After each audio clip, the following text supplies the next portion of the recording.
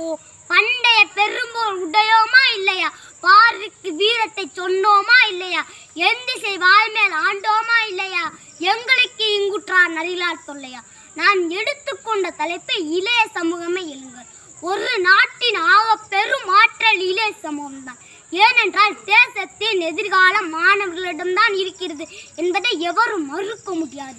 எல்லுமீன் விழுமீன் இலக்கை அடைந்திடும் வரை ஓயாது இருமீன் என்கிறார் சுவாமி விவேகானந்தர். நல்ல நல்ல பிள்ளைகளை நம்பி ஒரு நாடே இருக்குதுடா தம்பி, சின்னஞ்சிறு கைகளை நம்பி ஒரு சரித்திரம் இருக்குதுடா தம்பி என்கிறார் வாலி.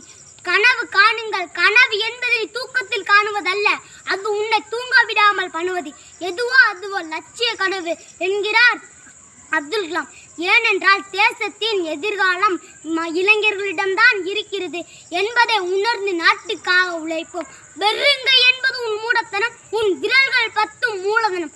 கருங்கள் பாறையும் நொறுங்கிவிடும், கையில் பூமி சுழன்று வரும். தோல்விகள் எதுவும் உனக்கில்லை, தொடுவானம்தான் உன் எல்லை.